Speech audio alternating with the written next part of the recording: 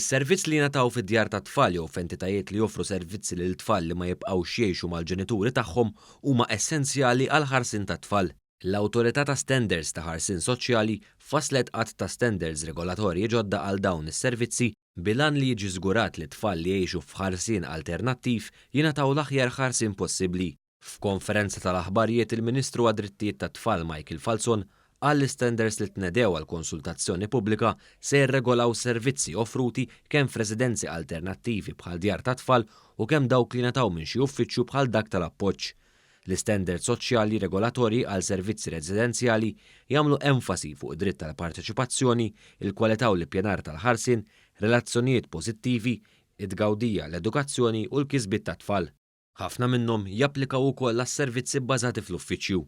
Il-kap eżekuttiv tal-Awtorità, Matthew Vella, qal li r-regolamenti l-ġodda jinkludu l-introduzzjoni ta' pjan għal kura ta' tfal sabiex ikun hemm gwida ċara li tipprovdi iktar stabbiltà għal ġejjieni ta' tfal.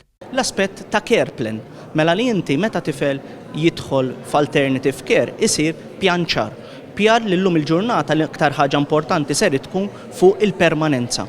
Li inti qed tagħti stabilità ta' dak it-tifel fejn qed jgħix, dak it-tifel meta ser isiru r-reviews tiegħu, x'interventi minn professjonisti differenti jridu jsiru.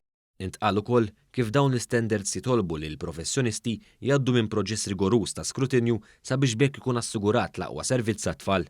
Dawn l-standards huma bbażati fuq prinċipji tal-Konvenzjoni tan-Nazzjonijiet Magħquda għad-Drittijiet tat-Tfal.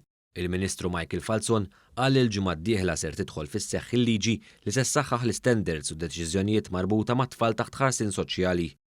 Hemmhekk hemm ħafna titjib, pereżempju rikonoxximent tar-rol tal-foster carers, qed inħarsu li adozzjonijiet iktar faċli, qed ninsistu lil minuri kemm jista' jkun sakemm jifhem biżżejjed għandu jiġi konsultat, għandna deċiżjoni li ġew appellabbli qabel ma kenniex.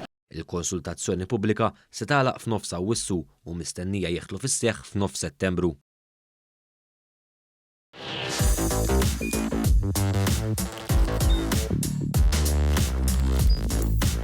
Idħol fuq one.com.mt u hemmhekk tista' tara l-programmi kollha li jxandru fuq One permezz ta' One Play.